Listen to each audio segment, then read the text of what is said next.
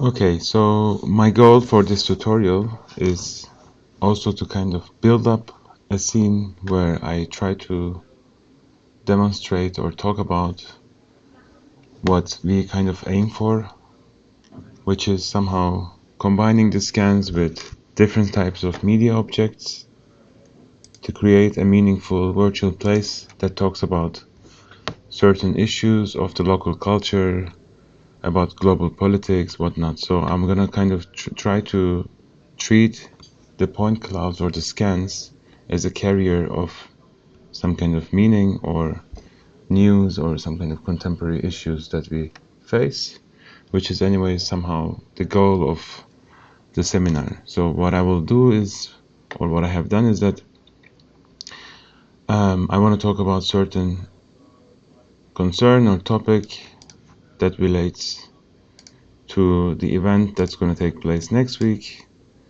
and I've collected a couple of images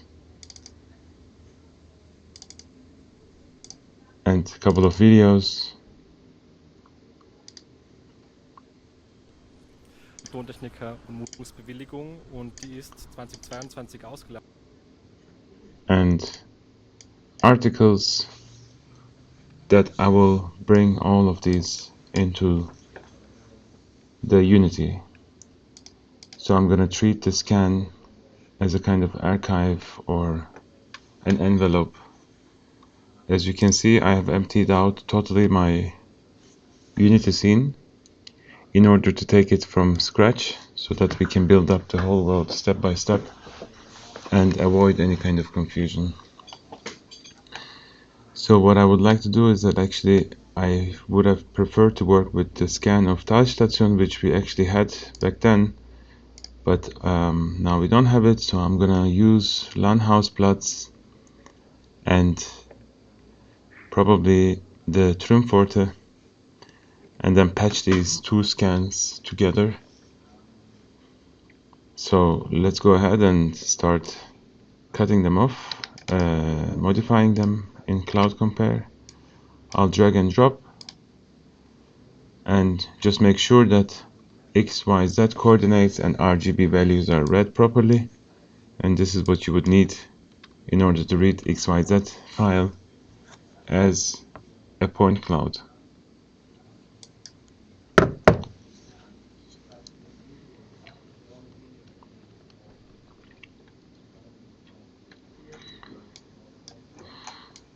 As you can see, Landhausplatz is here, and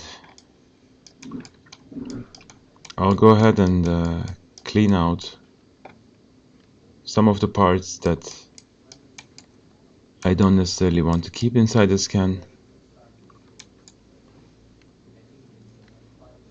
So I select the point cloud that says the cloud. I go to the scissor, that is the command segment.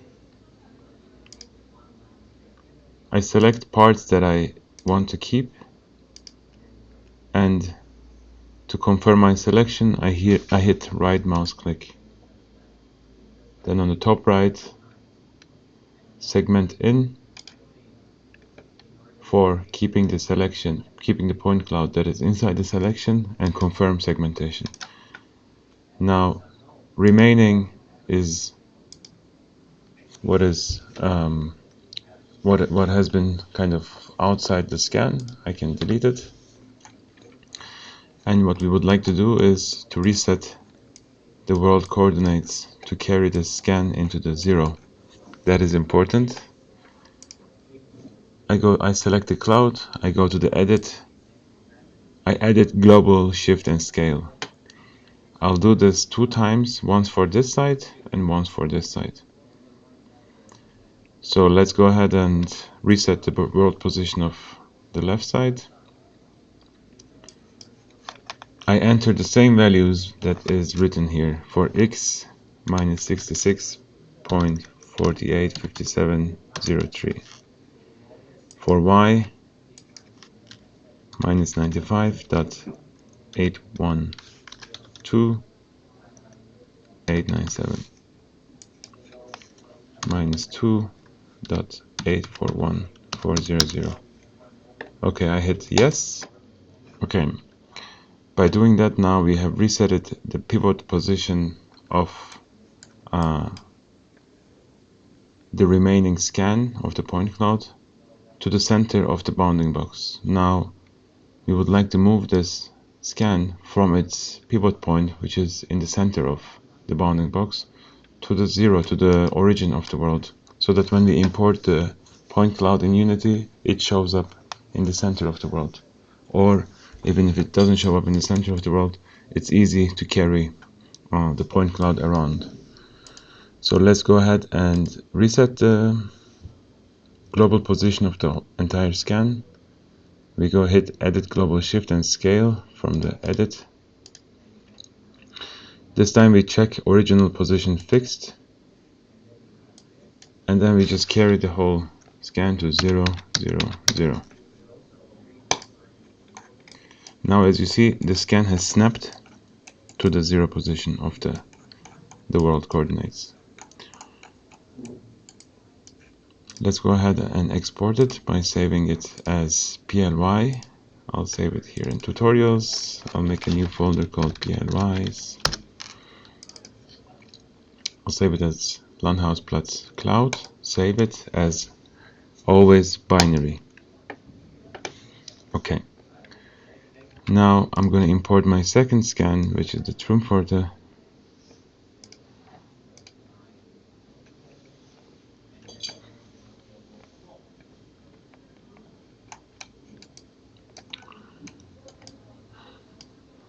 And I'll just stitch together this scan with our previous scan. So in order to do that, I'll clean parts that I don't want to have it in my skin. Probably this noise is a little bit too much.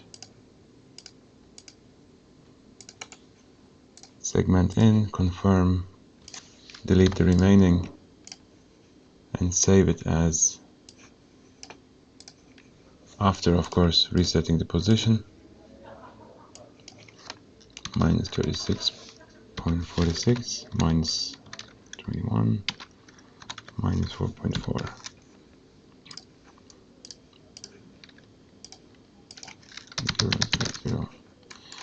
Okay, so now more or less we have two scans that are easy to move around in Unity. I can also go ahead and export the second scan as PLY binary.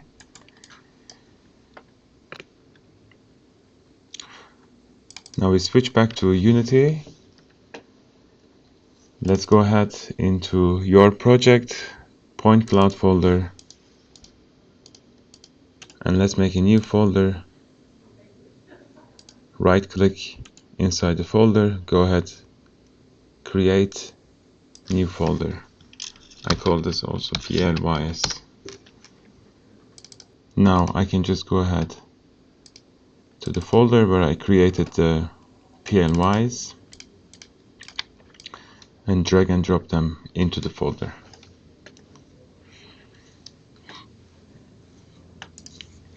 What we have done last week is to read the point clouds as meshes. If you want to preview it, you can just drag and drop and press F. It snaps to the entire point cloud. Make sure that the scale is 1, 1, 1. Every time you bring in a point cloud from CloudCompare, it comes with 90 degrees. So what you will have to do is go to the transform of the point cloud when it is in your scene and select it and type minus 90.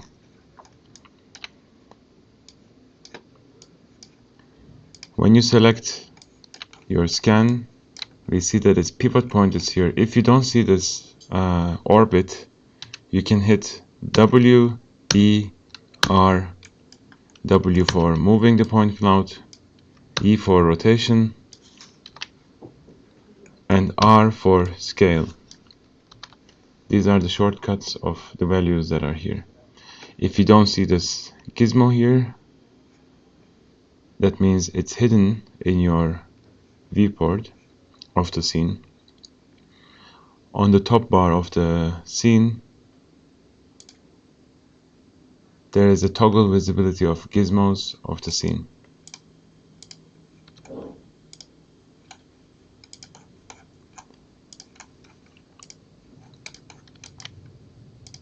And you can scale these if they are super small, so that instead of searching for stuff in the hierarchy, if when the scene accumulates with a lot of objects, you can just select the objects, with their icons, through their icons. So this is one way of importing scan into your scene by right-clicking the mouse in the scene using WDAS, so the navigation of any kind of game. You can navigate in your PointCloud. I'm clicking right mouse click and then using WASD to fly around. This is one way, as I said, this is one way of importing PointCloud. As you can see, the disadvantage of importing PointCloud as a mesh is that the points do not have any scale. So as you get closer to them, they remain as a pixel and start disappearing. And we get around this issue in this Unity project by importing the scans as texture. So let's import another scan as a texture. In this case, the way we import the point cloud is not anymore the mesh, but as a texture. What this does is that it breaks down the XYZ and RGB values that you can remember from CloudCompare into two textures, one for XYZ values, that is the position map, and one for the RGB values. So if you drag this up, you can see that the point cloud has been broken into two textures that we will read as a VFX within the VFX system.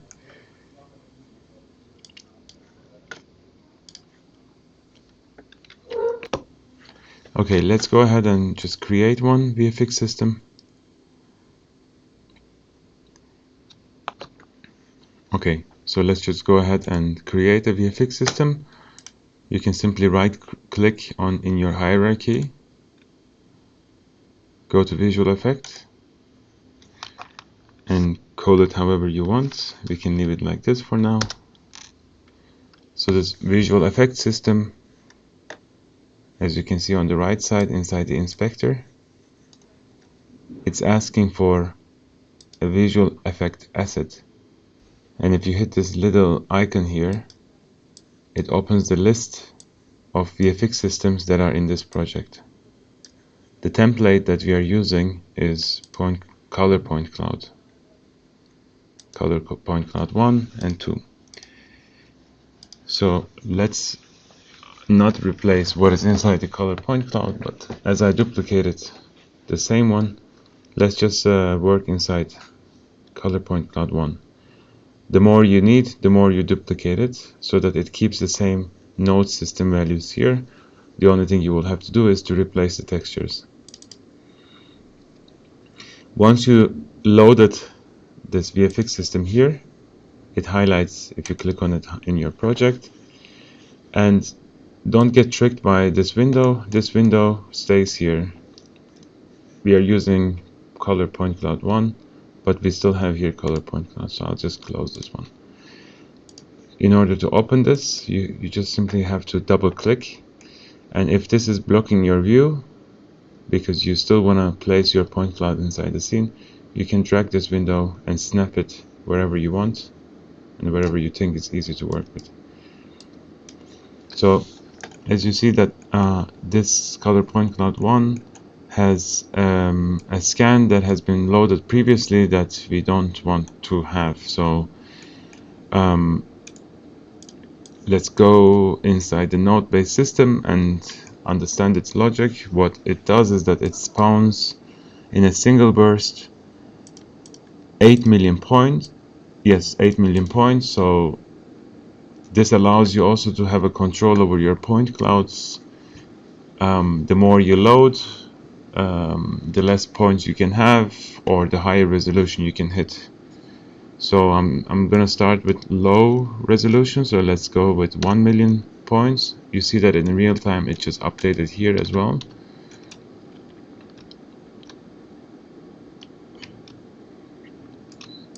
If it was 8 million points, it's a little bit denser. So it does spawn 1 million vertices, and then it reads it through these textures, but before that the initialization of the particles should also correspond to this 1 million. And there's a bounding box to this that you can manually control. That means if your camera is outside of this giant bounding box, then although we see it here in the viewport, the camera won't be able to see it, or it will start cutting off the point. So we can change the bounding box here by saying 20, 20, 20, and then it will start clipping. So I suggest that you keep it bigger than your point cloud. Let's stay with 500 now.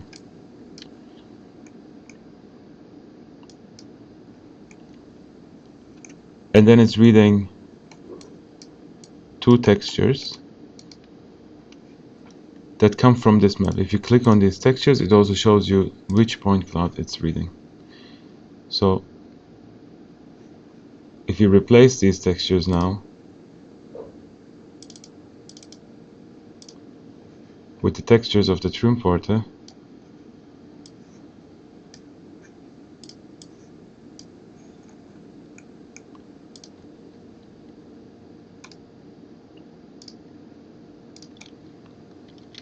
now we have loaded the Triumforte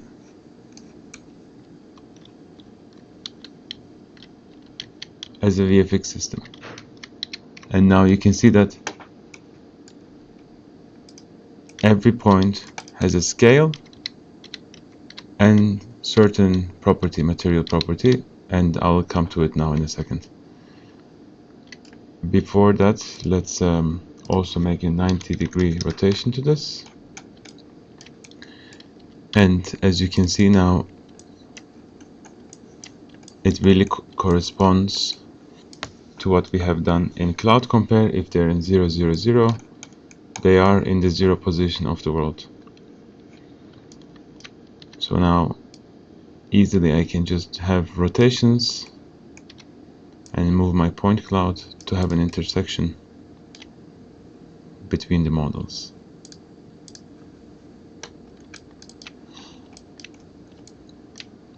Let's go to the right view, projection. If you click on this right, then it makes projection, so you can just carry it down. Top view,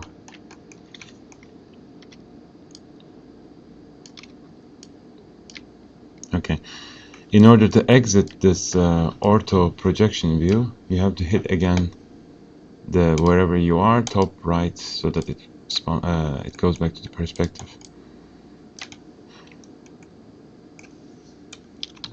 So let's use the advantage of reading point cloud as a VFX system.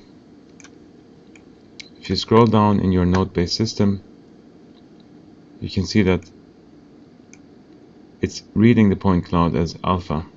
So using an alpha channel, then it has translucency. If I use it as an additive, it's gonna glow itself with the color value. So now the point cloud is glowing. If I go to opaque, then it's reading it without any kind of alpha.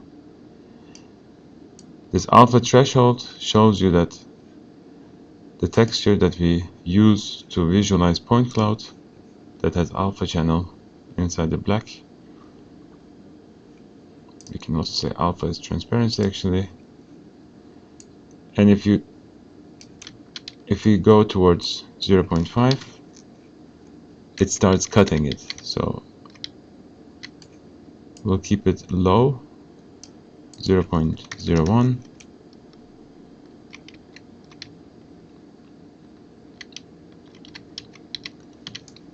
And finally, you can change the size of your particles by saying 0.05 or 0.2. So let's keep it like this so it's readable. That means although we don't have high resolution of point cloud, we're just using 1 million points, we can still make it look dense by changing the size of a particle.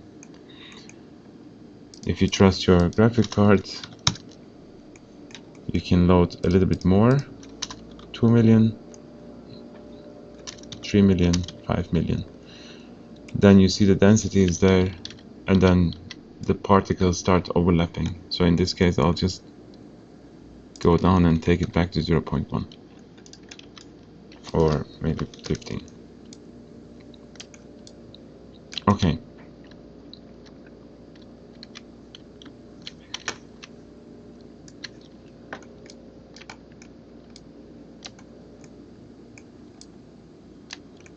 I'm just going to demonstrate very quickly real-time camera flight with the gamepad.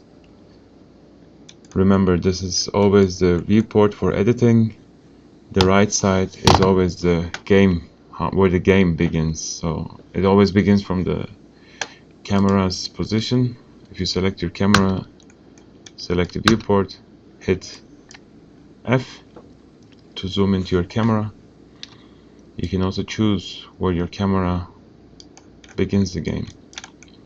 You can grab it with W, bring it to a certain place, hit F, carry it down. Oops.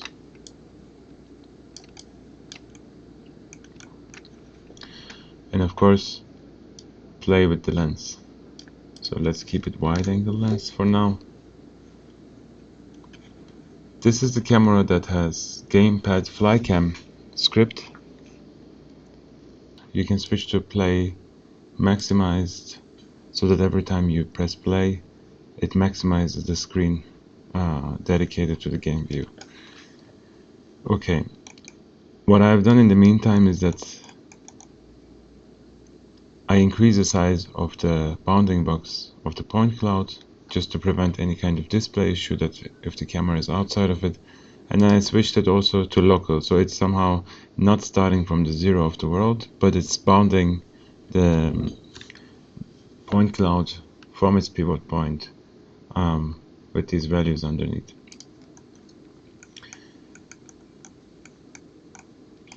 Let's just go through it once again.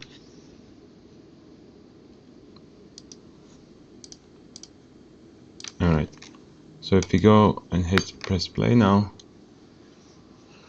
as you see it maximizes the screen.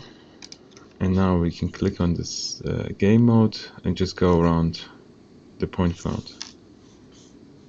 I just hit escape for a second and switch off the gizmo in the game view because I don't need it in the game view.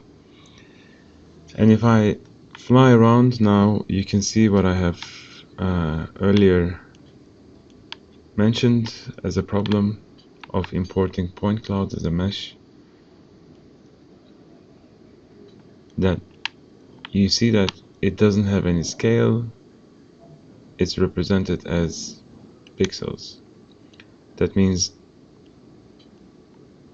the more you get closer to things that you want to see, the more they get small, the smaller they get, and you cannot read the parts that you would like to read, but only from from far away, since it kind of gets denser. And therefore we imported another point cloud as a texture, and now you can see that it starts from here nicely with all of them having the same scale.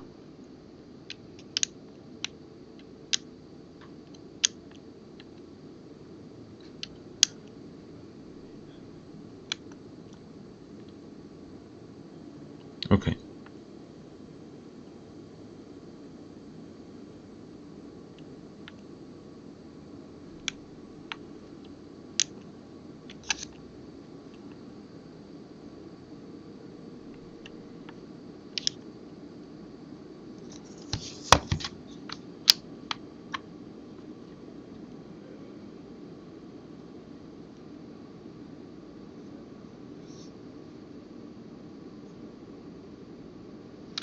Alright. You can hit Control P, P for Paris, Control P to stop the game.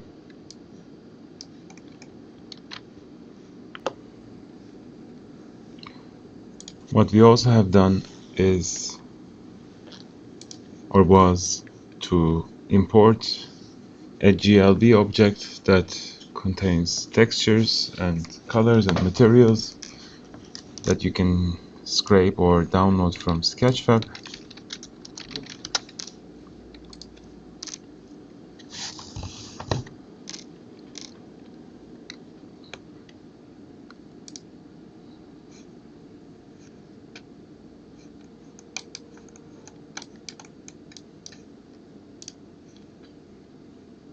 Download it as a GLB. It doesn't have to be high in texture. We will translate this mesh into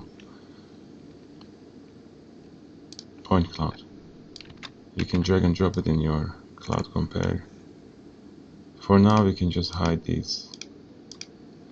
And if you hit the zoom, it snaps onto the object.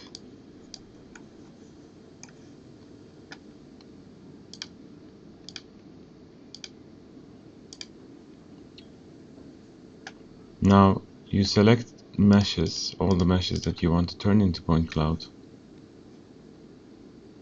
and go ahead and hit that icon that says sample points on a mesh. Working with 1,000,000 vertices is more than enough, and yes, it should get colors from the RGB or from the textures and materials if they are available on the mesh. Now you can see that it sampled points, and then it created point clouds. Now I can delete this one,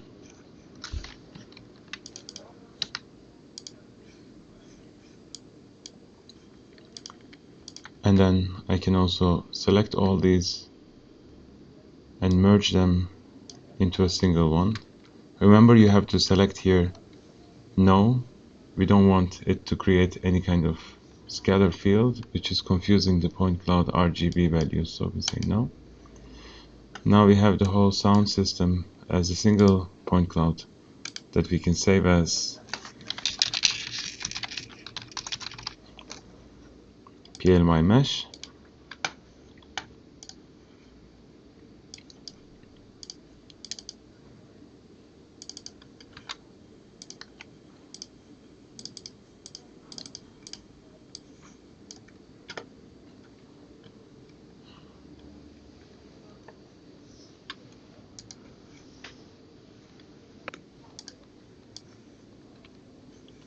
I can drag and drop it anywhere, hit F, I see it in the world, I can rotate around it by pressing Alt and left mouse click. And if you want to reset its pivot point or position in the world, you can say 0, 0, 0 and then hit F again.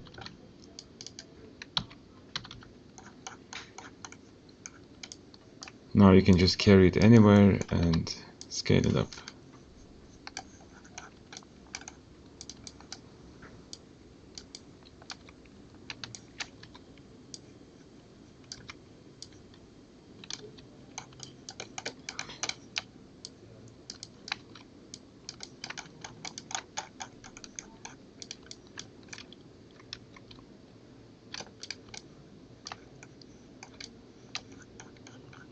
Okay.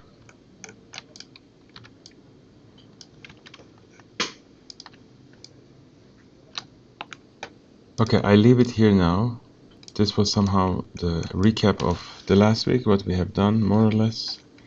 And now I will continue with importing images, videos, and playing them inside or placing them inside the world, and also giving them three-dimensional sound objects.